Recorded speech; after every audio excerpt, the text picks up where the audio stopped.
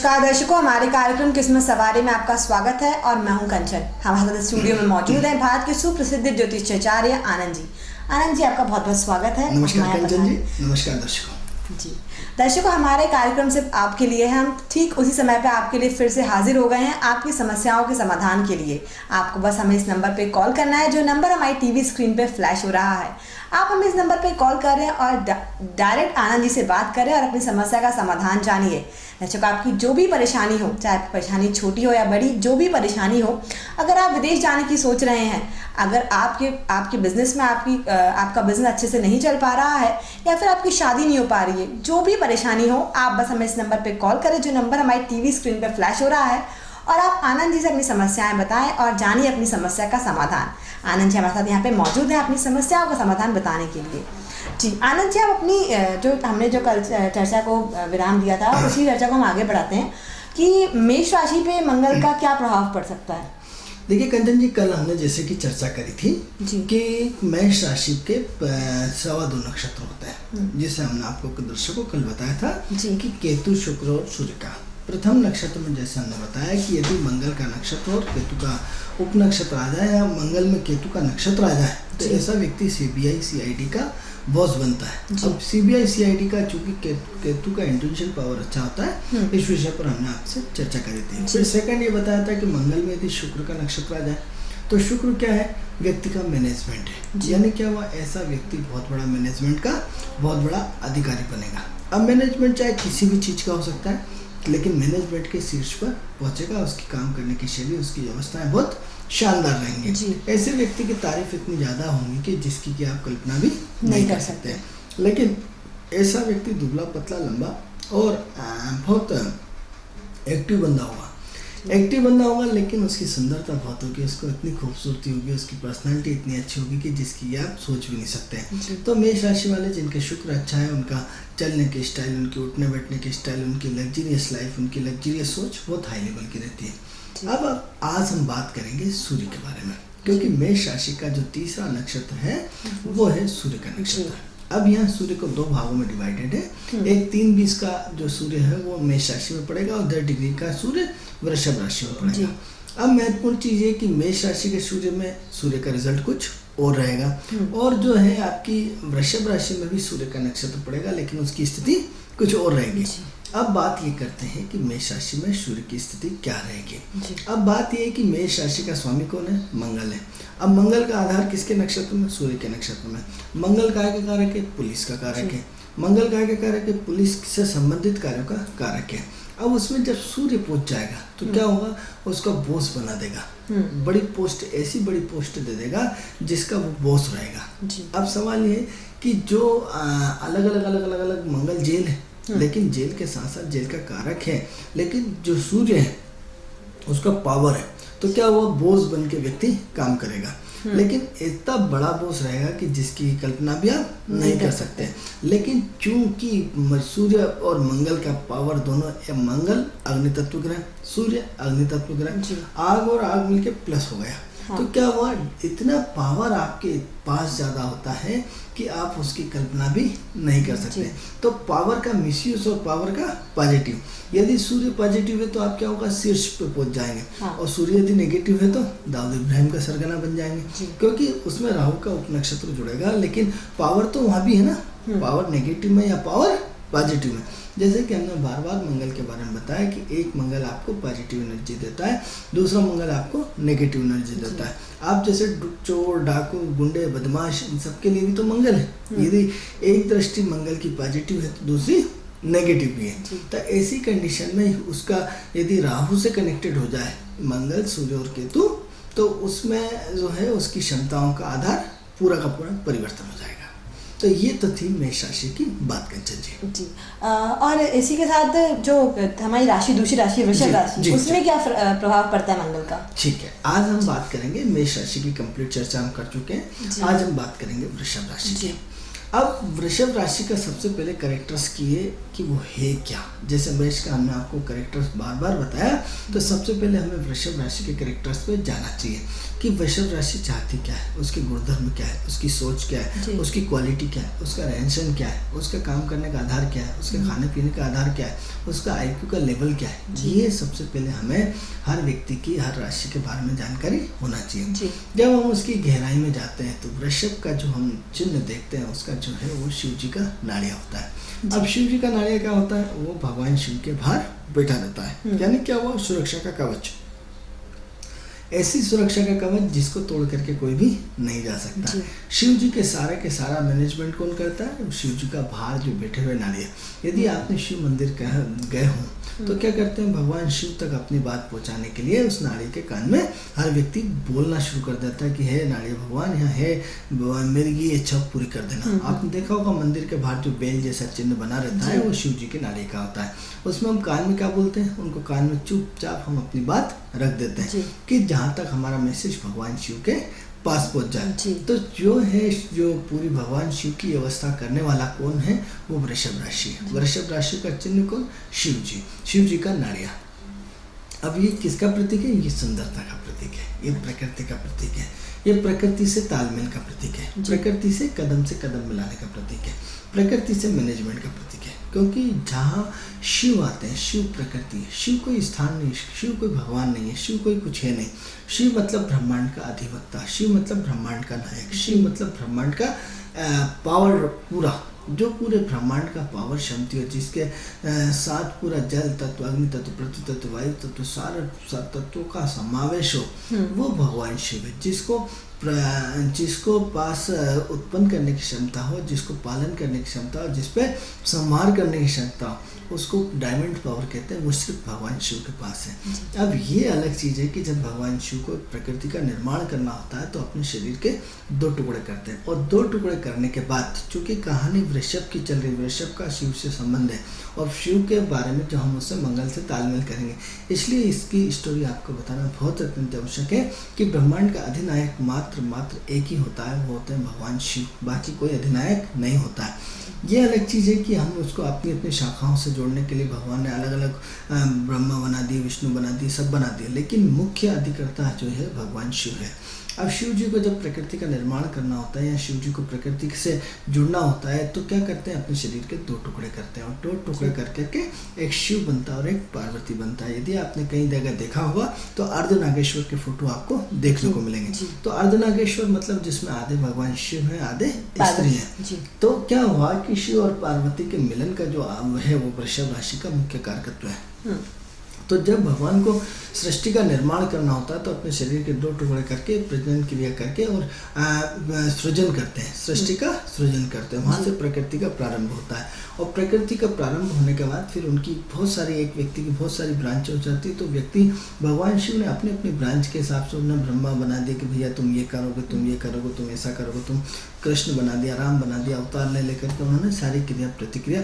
लेकिन यदि मुख्य स्वरूप देखा जाए तो ओनली फर्स्ट शिव होता है। शिव ब्रह्मांड का अधिनायक है, जो अपने आप को गला करके अपने आप को पूरे बीज का सृजन करता है। तो ऐसे सृजन करता के जो भगवान शिव है, उनके जो मुख्य कर्ता धरता है वो नादिया जी हैं। तो नादिया जी जो है वृषभ राशि के प्रतीक है। वृषभ राशि का है कि मैनेजमेंट की राशि, मैनेजमेंट का है क्या, पूरे ब्रह्मांड का मैनेजमेंट, यानी कोई आपकी अवस्था का कोई लेखा जोखा लेने वाला तो होगा ना कि कहाँ से क्या पानी रखना का, नदी रखना का। तो ये सारा का सारा जिम्मा वृषभ राशि के ऊपर है। वृषभ राशि आपकी मैनेजमेंट की राशि है। अब ऐसे में यदि मंगल का तालमेल की हम बात करते हैं तो मंगल क्या ऊर्जावान ग्रह है। अब सवाल ये, मैनेजमेंट कैसे करोगे। आपके पास पूरी वायर खींच दिया, आपने बल्ब लगा दिया, आपने पूरी AC फिट कर दिया, सब कुछ कर दिया, आपके पास लाइट ही नहीं, करोगे क्या। क्योंकि लाइट क्या है, मंगल है, बिजली क्या है, मंगल है। आपने पूरा रूम को अच्छा जगह सजा दिया, पूरे डेकोरेट कर दिया, सब कुछ कर दिया, लेकिन वहाँ बिजली नहीं, किस काम की। आपके पास 100 करोड़ की गाड़ी है, बहुत लग्जरियस गाड़ी है, बहुत अच्छी गाड़ी है, शुक्र गाड़ी देता है, आपके पास पेट्रोल ही नहीं है, पेट्रोल नहीं है तो करोगे क्या। सही बात है। तो शुक्र और मंगल का तालमेल, 2 चीज़ों का तालमेल व्यक्ति को प्रकृति से जोड़ता है, ऊर्जा से जोड़ता है। शरीर है, अब शरीर के प्राण निकल गए, मृत हो गए, क्या करोगे बॉडी को, कुछ नहीं कर सकते। जब तक शरीर में ऊर्जा है तब तक हम जिंदा है। जैसे शरीर की ऊर्जा खत्म हुई व्यक्ति मृत हो जाता है। तो ऐसी कंडीशन में जो शुक्र और मंगल का तालमेल है बहुत व्यक्ति को पावरफुल मैनेजमेंट बनाता है, ताकतवर मैनेजमेंट बनाता है। अब ऐसा मैनेजमेंट जिसकी की शीर्ष तक कहानियाँ बनती हैं, जैसे धीरू भाई अंबानी एक मैनेजमेंट का बहुत बड़ी गाथा है। टाटा बिरला क्या है, एक व्यक्ति है, मात्र एक व्यक्ति, और क्या कर रहा है, करोड़ों खरबों नीलों शंखों का टर्नओवर कर रहा है। लक्ष्मी मित्तल है स्टील कंपनी, क्या है आपकी अपनी खुद की कंपनी का हर बहुत सारी दुनिया भर में ब्रांच फैला ली, लेकिन मैनेजमेंट इतना तगड़ा कि वो शुक्र मंगल का कॉम्बिनेशन है, जिसने इतना तगड़ा कि वो अमेरिका में कहीं भी रहे, भारत के किसी कोने में रहे, विश्व के किसी कोने, लेकिन उसकी कंपनी इंडिया में चल रही, इंडिया में 50 जगह चल रही, विदेश में चल रही। यानी मैनेजमेंट कितना तगड़ा कि वो बैठे बैठे वहीं से देख रहा है कि यहाँ का आदमी क्या कर रहा है। यानी इतना ज़बरदस्त मैनेजमेंट कि वहाँ की स्टोरी वो विदिन एक बटन दबाते से पूरे उसके टीवी स्क्रीन पे हो जाते कि यहाँ इतना आया, इतना आ जावा के इतना ये। तो वो मैनेजमेंट कौन करता है, शुक्र और मंगल का कॉम्बिनेशन करता है। अब शुक्र और मंगल के कॉम्बिनेशन की यहाँ तक तो ठीक है। अब सवाल ये होता है कि जो शुक्र है वो फिल्म इंडस्ट्री का कारक है, और शुक्र जो है वो भोजन बनाने का कारक है, शुक्र है वो कला आर्ट्स का कारक है। यानी क्या हुआ, प्रतिभा आपकी कोई सी भी हो, लेकिन उसमें बिना एनर्जी और बिना एक्टिव किए तो कुछ नहीं हो सकता ना।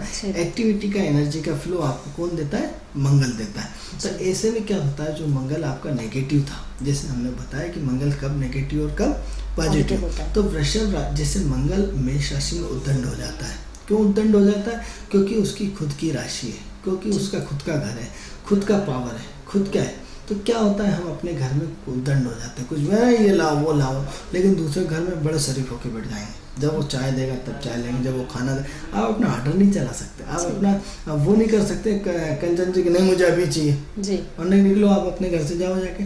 तो क्या होता है कि जब आप अपने घर में रहते हैं तो बड़े खुश और प्रसन्न रहते हैं और अपनी दादागिरी करते हैं, लेकिन यदि आप दूसरे घर में जाते हैं तो क्या होता है, पूरे व्यवस्थित और सिस्टमेटिक चलते हैं। तो मेष राशि में जब मंगल पहुँचता है तो काफ़ी उद्दंड हो जाता है और काफ़ी अपने पावर का मिसयूज करता है। लेकिन वृषभ राशि में आने से पूरा का पूरा एक पूरा व्यावहारिक होता है, पूरी उसकी पॉजिटिव सोच होती है, उसका एक इतना पॉजिटिव एनर्जी लेके चलता है कि जिसकी आपकी कल्पना भी नहीं कर सकते। अब सवाल ये कि मैनेजमेंट किस चीज़ का, मैनेजमेंट तो हो गया, अब मैनेजमेंट क्या होगा कि जब इसमें हम नक्षत्रों के आधार पर बात करते हैं वृषभ राशि में, तो इसमें फिर 2.25 नक्षत्र होते हैं, सूर्य का, चंद्र का और मंगल का।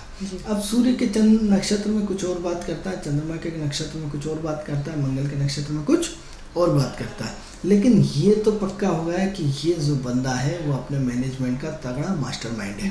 ये अपने मैनेजमेंट का वो तगड़ा मास्टरमाइंड है जिसकी कि आप सोच भी नहीं सकते। अब मैनेजमेंट पहले उसमें मैनेजमेंट क्या हुआ, सरकार का हुआ। अब इसमें क्या होगा, सरकार के उच्च जो बड़े पद होते हैं।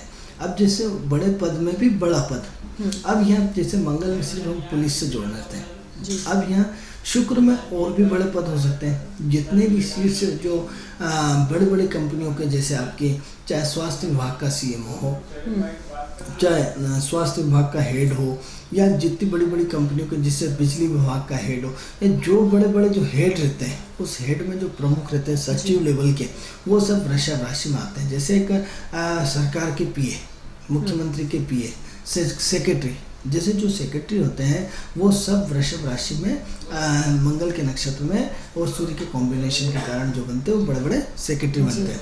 क्या काम करते हैं, सरकार का सेक्रेटरी का काम करते हैं। सूर्य सरकार का कारक है तो सेक्रेटरी सचिव बन गए, और उनको काय के सचिव में भी काय के, ये स्वास्थ्य विभाग के सचिव है, बिजली विभाग के सचिव, ये फलाने विभाग के सचिव है, खाद्य विभाग के सचिव।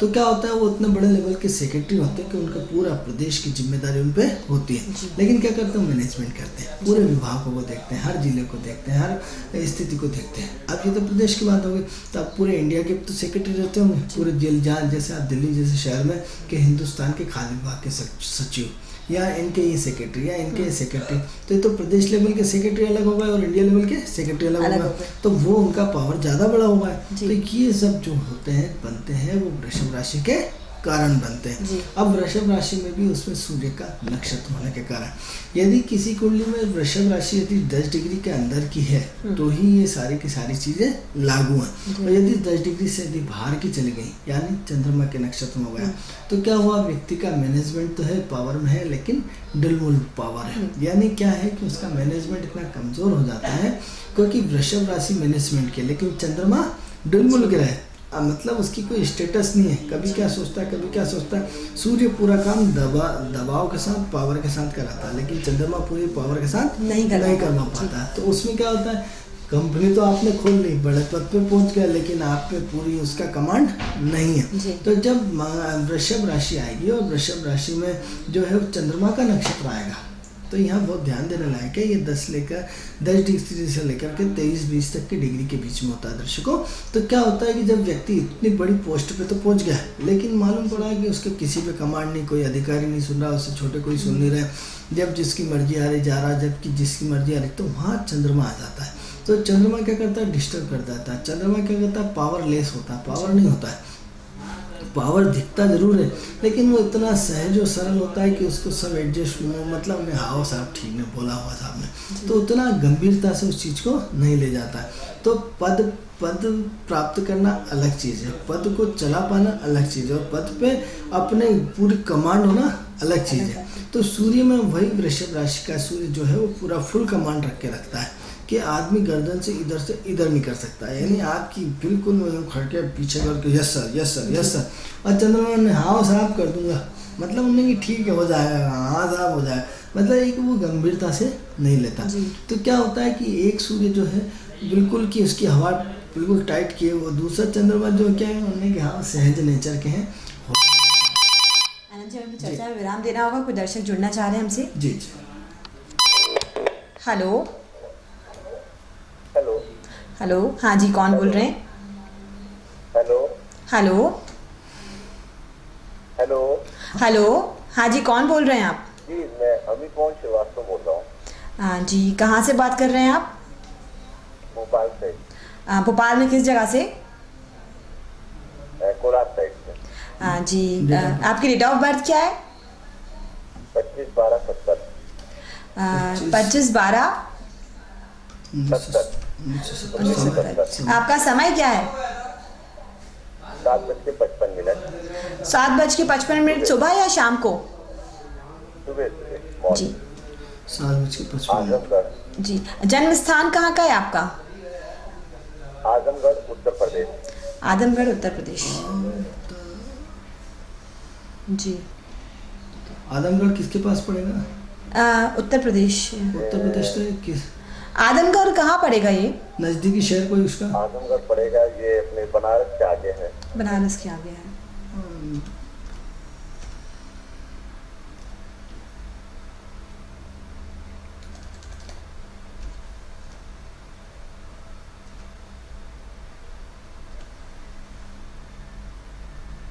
चलिए, क्या जानना चाहते हैं? क्या जानना चाहते हैं आप? सर ये जानना चाहता हूँ कि सर्विस वगैरह और मकान वगैरह। जी, आप थोड़ा सा तेज बोलिए, हमको आपकी आवाज़ नहीं आ पा रही है। सर ये मकान के बारे में पूछना चाहता हूँ और सर्विस वगैरह के बारे में। अभी क्या करते हैं? और स्टोन कौन सा पहनना है इसके बारे में, कौन किसके बारे में बताइए। जी, स्टोन। अच्छा जी, अभी क्या करते हैं आप? अभी गवर्नमेंट जॉब में। जी, गवर्नमेंट जॉब में है ये, और ये अपने मकान के बारे में और उनको गवर्नमेंट के किस विभाग में काम करते हैं आप? गवर्नमेंट में किस विभाग में काम करते हैं? District court Bhopal. जी, जिला न्यायालय भोपाल। चलिए श्रीवास्तव जी, ऐसा है कि आपकी आवाज़ हमें कम आ रही है। आप एक काम करें, हमारी टीवी स्क्रीन पे हमारा कार्यक्रम चल रहा है, आप उसमें सुन लें तो आपका भविष्य ज़्यादा अच्छा रहेगा, क्योंकि आपकी आवाज़ हमें पूरी तरह समझ में नहीं आ रही है। ठीक है, तो आपकी जो जन्म पत्रिका है वो 25/12/1970 का जन्म है आपका, और 7:55 का आपका जन्म आजमगढ़ में हुआ है। कुंडली में सबसे पहले आपके ग्रहों की स्थिति के बारे में हम बताते हैं।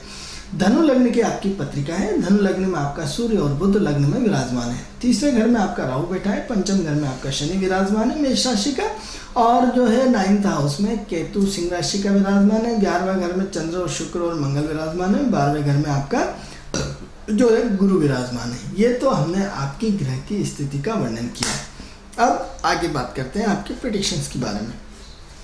सबसे पहले हम जब देखते हैं आपकी पत्रिका, तो आपकी पत्रिका जो है धनु लग्न की पत्रिका है। धनु लग्न की पत्रिका होने के कारण, अग्नि तत्व के ग्रह होने के कारण आप किसी से दबते नहीं हैं। आप बहुत प्रभावशाली हैं, आप बहुत दमदार हैं।